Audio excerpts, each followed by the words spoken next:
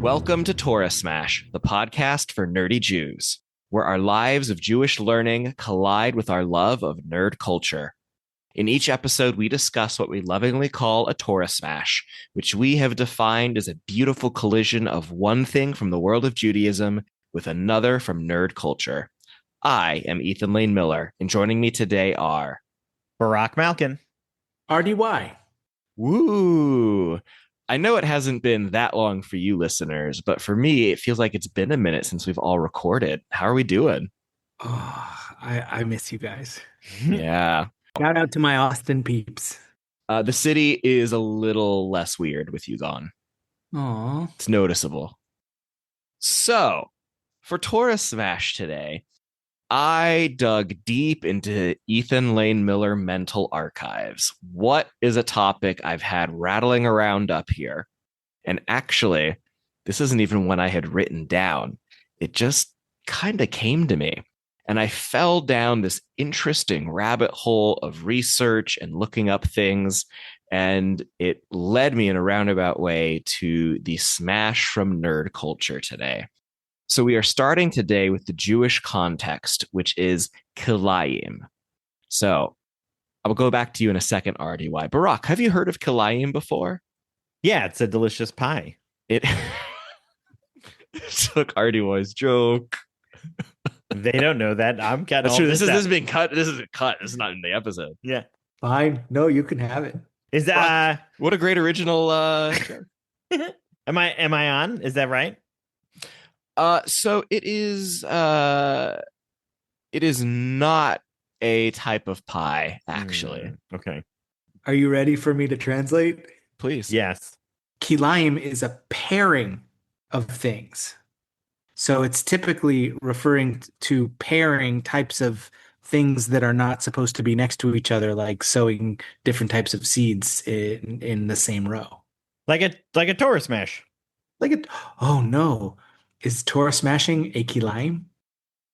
Oh, I didn't aim to get that meta. This is not that level of episode. Today's nerd culture is our podcast. Might save that for the final episode I host. Yeah. But no, it is specifically referring to Leviticus chapter 19, verse 19. You shall not let your cattle mate with a different kind. You shall not sow your field with two kinds of seed. You shall not put on cloth from a mixture of two kinds of material, as well as Deuteronomy chapter 22, verses 9 through 11.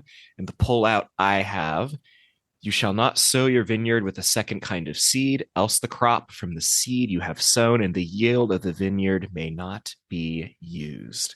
So that is the pun intended Jewish seed for this episode. Ooh. What can you give us like a direction? Like, is this are we talking about movie TV? Are we talking about just general Ethan topic? There's y'all are gonna appreciate this. I kind of cheated. There is both a real life, I hate cheaters, and a nerd culture smash this intersects with. And I will tell you the specific nerd smash that I'm looking to pull into it is a particular TV show that has aired in, I would say, within the last couple of years. Post-COVID? Post-COVID. All the TV that I've watched in the past couple of years is from streaming services. I'll give you a hint. I would be shocked if RDY's watched any of this. Oh, man, I'm not current on my Star Trek shows. This is dramatic pause, not Star Trek. What? Wow. Although we'll get there, don't worry. Huh, but RDY wouldn't have seen it, and you would have. Yes. RDY watches the Star Wars shows. Sometimes. RDY and Barack, y'all are starting to pull on the right threads here. So it's a Star Wars show. Mm-hmm. Is it Rebels? It is not. Wait. No. Is it Skeleton Crew? Nope. Is it Ahsoka? No. We did Ahsoka. I know, but I would ask. I give. What have we done? We have not covered this show yet. And I was shocked when I realized it. The Clone Wars? The Bad Batch. Oh, nice. Oh, I've seen a couple episodes. Oh, I get it. That's a nice connection there. Mm-hmm. Yeah. So the Bad Batch It's is a great show. it is This a is great. show that shocked me with how invested I became by the end. So the Bad Batch tells the story of Clone Force 99, also known as the Bad Batch. This is a group of clones who are essentially they're a special ops team, and they of course eventually flee the Empire to become their own mercenary, rebel, good troublemaker group.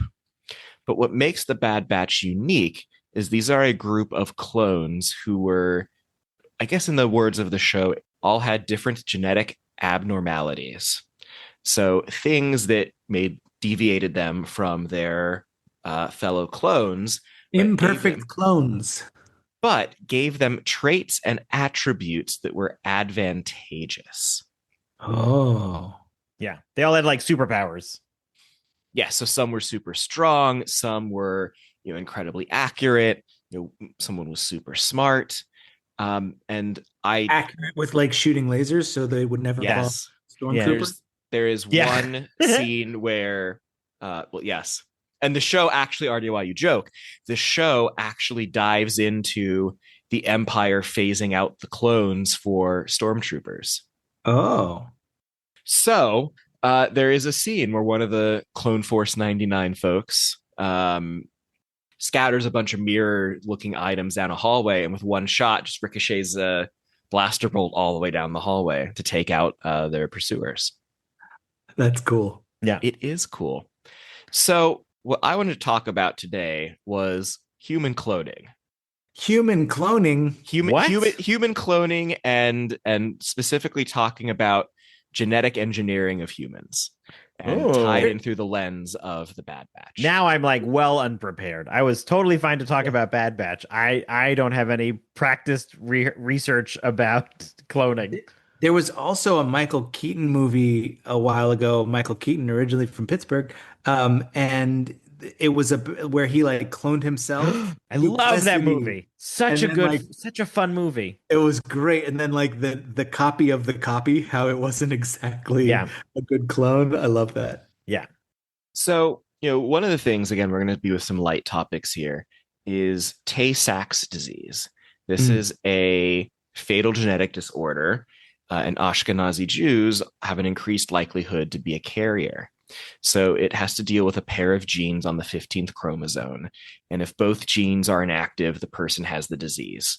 If one is active, they are a carrier. It's becoming more and more commonplace for couples, if one or both of them are of Ashkenazi descent, for them to do genetic testing and see if they are a carrier and at risk of passing this along to their children. Yeah, the Tay-Sachs has long been an Ashkenazi Jewish genetic disorder, but since I started counseling couples, there's actually a huge slew of genetic diseases that are common to Jewish individuals, including some that we've probably heard of, like cystic fibrosis, things that we've never heard of. There's one called Gaucher disease, and there's a Bloom syndrome, Niemann-Pick, I think one is called. And so there are a bunch. Now, if you are an Ashkenazi Jew marrying another Ashkenazi Jew, and the two of you plan to have children, you should both get tested to see if you're carriers for a panel of diseases. Yeah. And so where Kilayim comes into this is the idea of we now have the ability to edit genes. And is editing genes in violation of the rules of Kilayim, of putting two different things together in a new combination? It depends on how you edit the genes. I am so glad we're doing this episode. Please tell me more, RDY. If you are editing human DNA that is, I'm going to use the word faulty in the sense of having a disease, with human DNA that is healthy, that is not Kilayim, because that's human and human.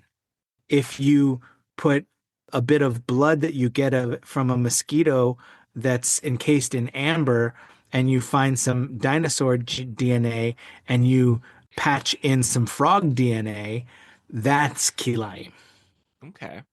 Just an So, idea that popped into my head. I don't know where that might have come from. Should write yeah, it down. That's a great thing. Like that'd be a yeah. great book. Could even lead to some movies. Mhm. Yeah, maybe. It's good. Maybe a whole franchise. Oh, well, let's No, not go don't. carried Yeah, I don't away. think Oh, so. sorry. So, this leads to a wonderful question that the Bad Batch asks. What is a defect and what is a gift? Wow. And also the X-Men. Mm-hmm. Yeah. I saw a great meme recently regarding X-Men powers of a person who, can create money out of thin air is like, you just have to accept your powers for what they are. They're gifts. And the person who kills everything they touches is like, what are you talking about? Like, I don't want this anymore. Well, certainly, yeah, there are different characters in the X franchise who relate to their powers very differently. I think it's definitely a bit of perspective would be the answer to that. For sure. I mean, some of the plot lines of the Bad Batch is some people viewing them as gifted assets, and others using the word. These are not my words to be clear, but viewing them as being defective because they are different genetically. And one of the big things about the Bad Batch is embracing those differences for the superpowers that they are able to offer. Yeah, I think that goes back to the perspective of it because the people who viewed them as defective just wanted them to get in line and do what they were told, as all other stormtroopers are supposed to do.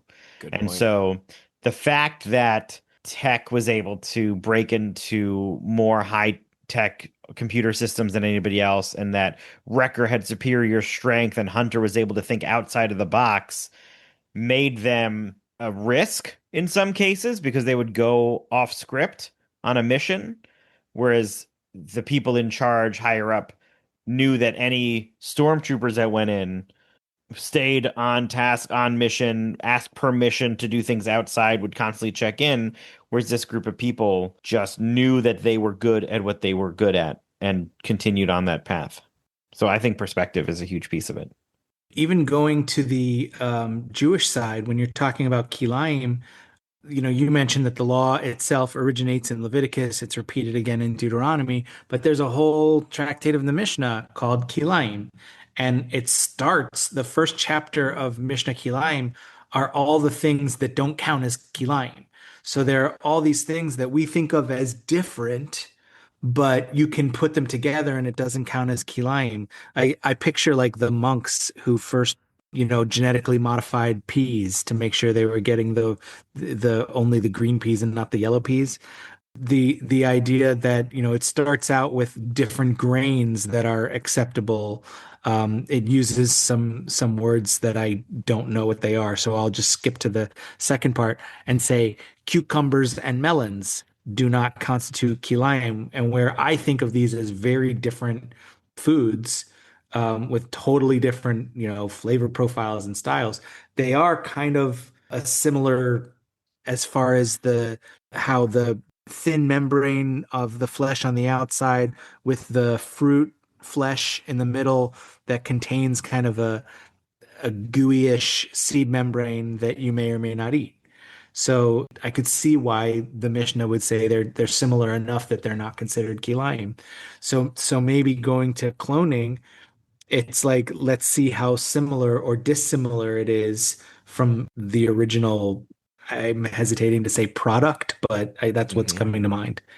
What I think is interesting to drill into and why there's some real life applications. I mean, first off, I'm not advocating for cloning humans, but if we have the technology, someone's going to try it. Like I think we've seen modern society enough to know that someone is probably going to try it.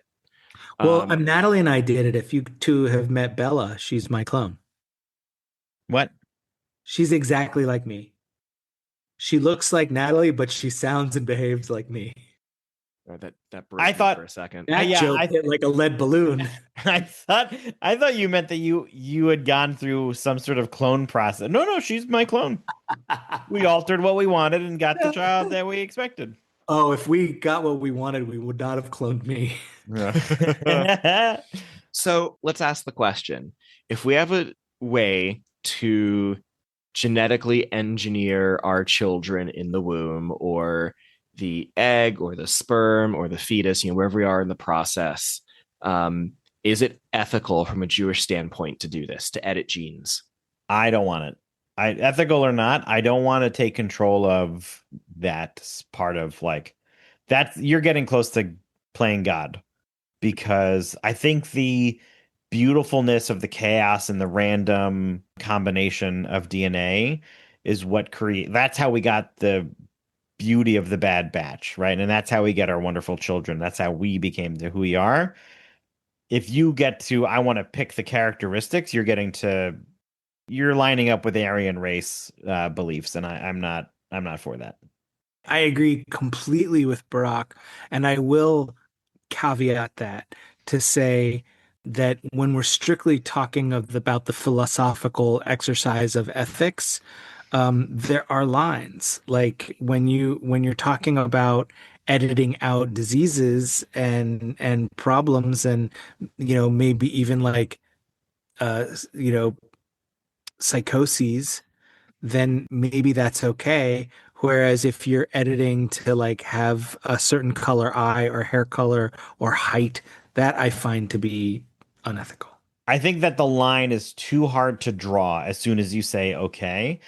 I would write like if it was discovered that cancer comes from our DNA genes, and if you just change this one beforehand, cancer would be eradicated. I don't know if I'd say yes. I would rather them if they've discovered that, they can likely figure out a way to handle that after a baby is born and try to amend and remove the cancer in that way, right? It's not DNA based, so I'm not really worried about that. That's a bad example, but I I would be fearful of saying yes, edit a gene. I think as soon as you open that can of worms, somebody creates some reason of why it's okay to do the thing they want to.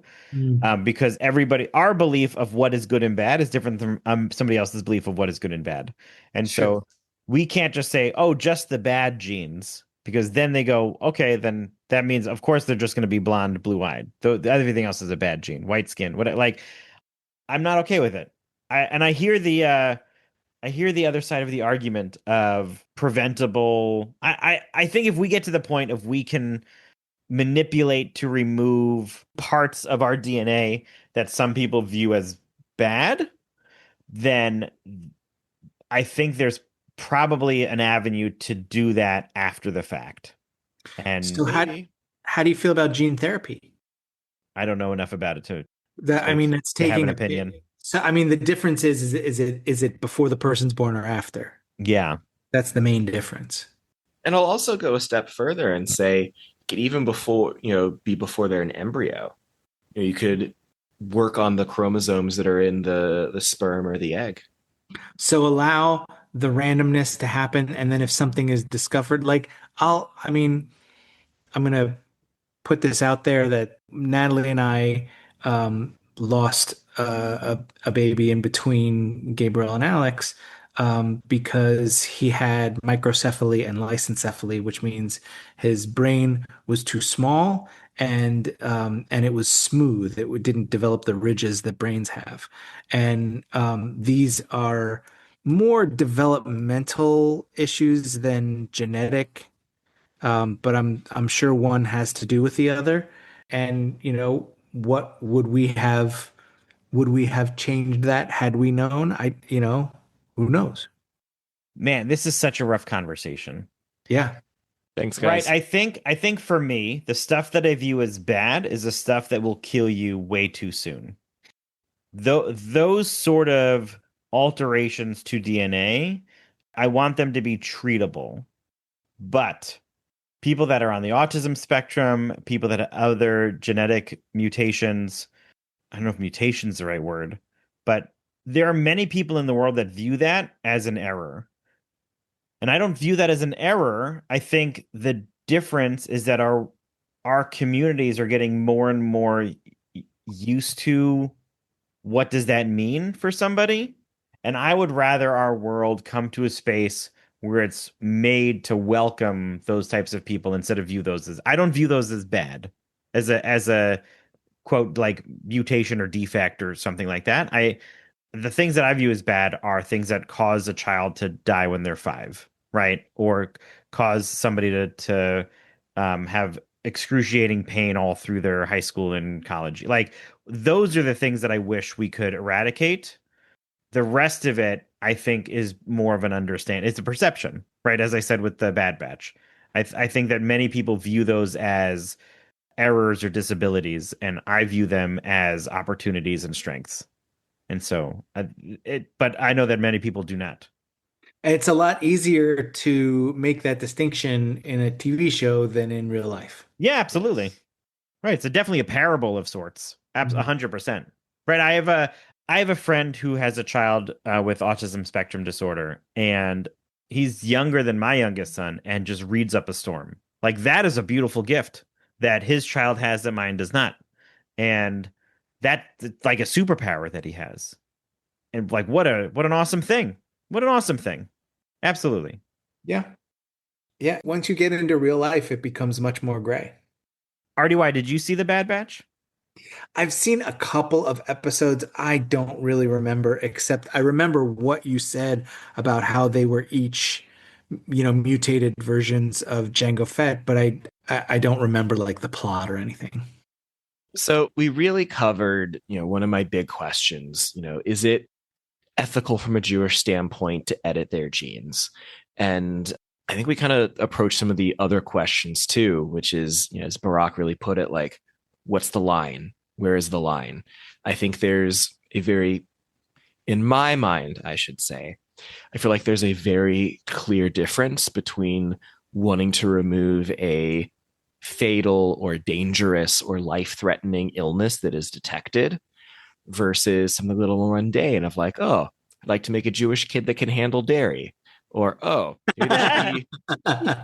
maybe there should be some more Jewish athletes. But it is, as Barak says, like we're getting into a slippery slope here. And I think of Pekuach Nefesh, saving a life, that overrides most of the rules and regulations in the Torah. And so I think for me, I find myself with a more RDY-esque perspective of wanting to, if I found out my child before they were born had something and there was an opportunity to help fix that, I would want to do what I can to help make that happen. I still think there's such a gray line in just saying saving a life, because I don't know if Judaism Pekuach Nefesh is strict to life versus death in saving a life versus the translation that many people will have of like their life would be terrible. And so by me doing this, I am fixing and saving their life. It's not a life or death situation. It's their perspective. I think it's coming back to perspective for me. It's their perspective on if their life needs to be saved or not. And it's such a fine line for me that I feel like I need to hold that line to ensure society doesn't break down. Well, I mean, I'll blur the line even more and let you know that for some people, the way you define pikuach nefesh as worth overriding other mitzvot is only if the life you're saving is a Jewish life, which to me seems unethical. Yeah. Is there text regarding gene cloning? Like is Kilayim the closest thing we Yeah, have it was in to Genesis, thou shalt not clone. Yeah, okay. Like, yeah, I think Kilayim is the closest thing we have, but Kilayim is not cloning. Right. Kilayim is when you mix species of plant or animal material. So, and it gets to the point of separation where you're not even supposed to wear linen and wool in the same garment. And there are, a lot of wool suits will have a linen stiffener in the collar. And there are people that you can go to, a certain type of tailor, who are what are called shatnez checkers. Shatnez is the mixing of different types of cloth, and they will take the linen stiffener out of your wool suit and go through it, with the metaphoric fine-tooth comb to make sure that there are no bits of linen left in the wool. I suppose it's not metaphoric. I suppose it's a fine-tooth pick. But this avoidance of mixing species is what it really is, which is a different thing from cloning. What I will say is, I believe that's correct, RDY. And as I did research into Jewish perspectives on genetic engineering and genetic modification, this is one of the things that was cited most frequently as like, well, this is the closest we have, and what can we infer from this? So it is notably a stretch.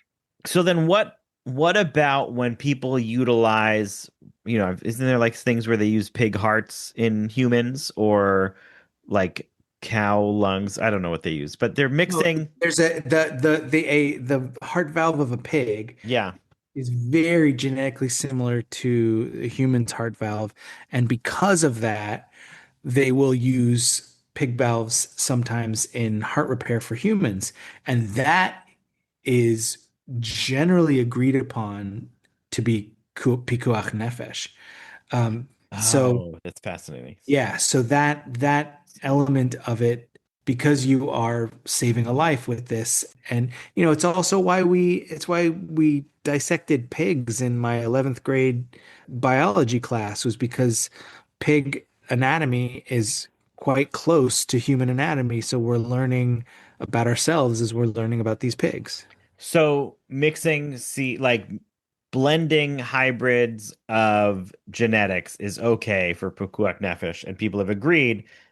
No, is I you're don't shaking. believe I don't believe anything happens to your genes when you put a valve in your heart. Well, I guess right, but you're okay. So you're not. I see. The seed planting is talking about the beginning, the merge of those two pieces to create something new. Exactly. Oh Same man, same with another animal mating with a different type of animal. but I love cherry tomatoes or like seedless Womp womp. watermelon. I Square watermelon? No, seedless watermelon. That's not natural. I know, but what about square watermelon? That's just they're put into a container to grow that way. But like, there's so many fruits and vegetables that the corn we have today is so drastically different. The apples, So where's the line, Barack? I Well, don't also, know. like, I'd like to use to jump off of Barack's rant to stick my tongue out at people who don't like GMOs, because you've never had a fruit or vegetable that's technically not a GMO. Yeah. So do these qualify under that crossbreed, or are they just genetically altering that's not technically a crossbreed? I think it's the latter. They're genetically altering or technically not a crossbreed. Plus, it happens naturally when you mate two tomatoes, and you do it because these tomatoes have the properties you'd like them to have for your salad, then that is genetic modification, because you're not allowing the natural seeding process to happen. But it also means better tomatoes, and the same is true. Like the corn that you brought up. I'm actually just now reading a book called An Edible History of Humanity by Tom Standage, who also wrote an incredible book called A History of the World in Six Glasses. But he talks about how maize, the corn that was discovered by humans growing in the wild, was nearly inedible, and they had to modify it to make it edible. And now there are, tons of different types of corn, including, like popcorn, a totally different plant than the ears of yellow or white corn that you might get at the supermarket.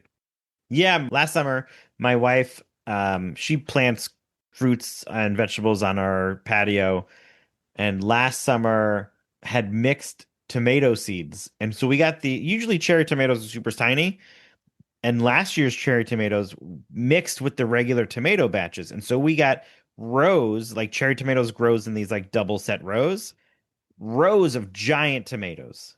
It was Huh. incredible. It was very cool, but I guess that's not a hybrid because they're both tomatoes. Right, exactly. But I'm looking up like fruits that have been crossbred, and I've never had any of these. Have you ever had uh, pluots, which is a Yeah, plum they're apricot, amazing. Yeah, pluots are great. or apriums, No, apricot and plum, no. tangelos, Had a tangelo. tangerine and pomelo, tayberries, which No. are red raspberry and blackberry, ugly fruit, Yes. which is a grapefruit, orange, and tangerine, Yeah. and pine berries, strawberry and pineapple. No. What about Asian pears? are technically pears mixed with apples. Those are delicious. Yeah. It's like eating a Bosque pear in an apple shape. It's so good. Yeah, so good.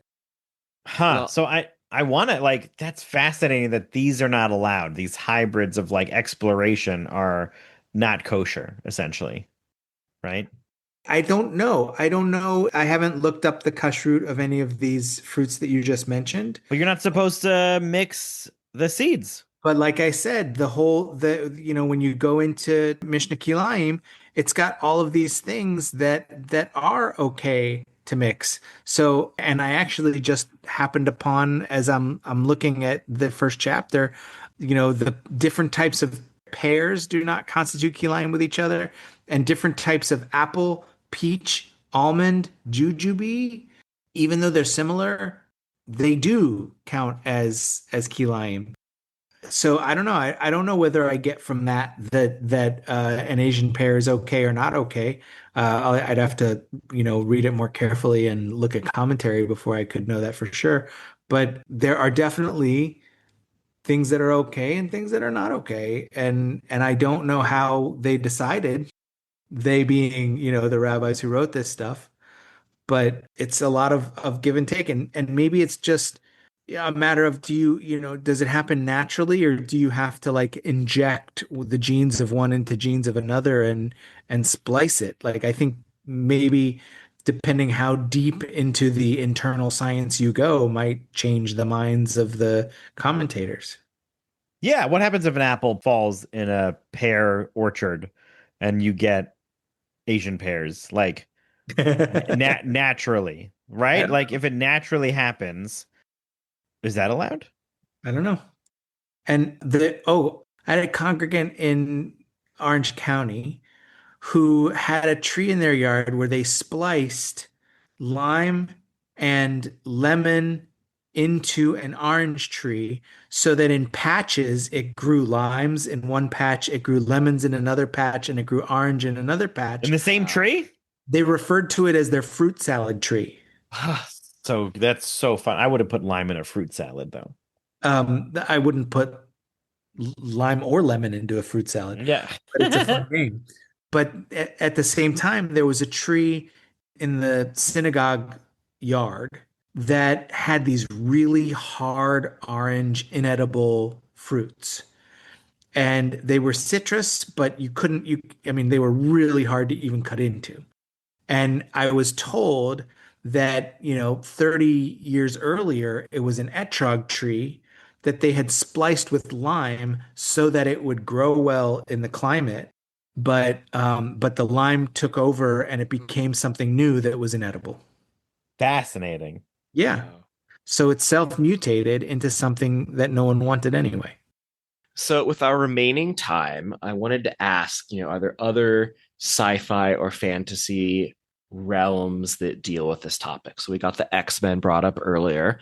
I promised Barack I'd bring up Star Trek. And what is interesting is Barack would probably feel right at home in the Federation, where while Star Trek is known as the Utopia, Star Trek, at least as far as the Federation is concerned, is very, very restrictive on genetic engineering, because in the history of Earth, we are potentially, it either already happened or we're a few decades away from the eugenics wars, where, this guy named Khan Noonien Singh and his army of other genetically modified superhumans wage war. And the Federation takes lessons from this and outlaws basically all genetic engineering. All right. The science fiction. As a Star Trek fan, I'm very used to going on minute-long rants about Star Trek, followed by a short pause and all right. Yeah. The science fiction property that comes to my head is The Fly, where he That wasn't on purpose. no, but that's what happened. He made Yeah. Brundlefly. There's another recent series that is handling this directly, which was The Boys, and then in Gen V, which is the more recent one. But in The Boys, it's discovered, spoiler alert, that I forget the name of the big company, something with a V. Yeah. Uh, the Gen V TV show illuminates that parents were paid to enter their children into genetic mutation. And that's where all the superheroes in the boys show come from, is that they were all genetically manipulated to get superpowers. Vought. Vought, thank you. And so Vought Corporation is handling this directly. Well, they are fully manipulating genes to get what they want. And it's a crapshoot. They don't know what it is, but they are entering the embryos and forcing forcing is a strong word because they're convincing them through a lot of money for these poor families to inject these random superpowers into their kids that may or may not kill them at some point. I also think of Gattaca. Oh, I love Gattaca. I did want to finish that thought and just say that the Gen V series is attacking this idea of, was it okay, was it not okay to change my DNA as a child without my permission, quote unquote, as, unborn. That they're handling that as the series goes on. Whereas The Boys is really just like a superhero battle show. Cool. Where the superheroes are the bad guys. Yeah, supposedly. It's an amazing show. We have most. Yeah. Trying to think of any other ones that deal with genetic mutation control. There's other movies and TV series about superheroes who do or don't get powers, but it's less about manipulation, right? Heroes didn't have any magical DNA-based thing, as far as we know. Right. But there was one character who was sort of manipulating other people's DNAs to change themselves, but that's after the fact. Yeah. It's always a fascinating. I think the idea of like, I think superpowered beings, X-Men and such, as the parable for individuals that are different it's a beautiful way to tell that story that is way more obvious. And I hope other people see it the way that I do. Not that I want the whole world to be me, but I think that viewing Sounds an awful lot like cloning to me. I think that, yeah, I agree. That's the whole point of the X-Men, is being able to handle differences in a positive way. Yeah, spot on. All right, y'all. Any closing thoughts before we wrap? Shout out to Weird Al's I Think I'm a Clone Now. Good one. As a closing thought, I think my favorite character in Bad Batch was Wrecker. He was super fun. I liked him. Big, burly teddy bear with a heart of gold sort of thing. Oh, I like those characters. Yeah. I want to give a shout out to Echo, because we could do a whole nother episode about Echo, who was not genetically different and yet had some things happen to him in life that other people might say led to a disability. And he found his own gifts and found a home in Clone Force 99. Yeah, it was nice. All right. That'll do it for this episode of Torah Smash. Our fiscal sponsor is Jewish Creativity International. Our theme music was created by Sean Fogel. You can check out Sean's bands and studio work at www.thesleepywest.com. If you enjoyed today's episode, be sure to rate and review us wherever you listen. It helps others find us and is an excellent way to support the podcast. We want to hear from you and continue today's nerdy discussion. Go to torahsmash.com to find where to connect with us online, purchase swag from our store, support us with a donation, find previous episodes, and more. And why is Passover a stormtrooper's favorite Jewish holiday? Because good soldiers follow orders.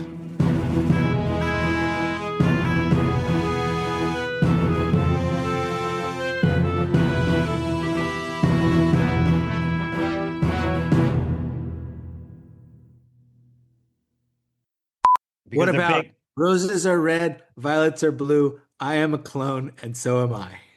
This is not Jewish. There's no Judaism in it. Oi, I'm a clone, and so Oi, I'm a clone.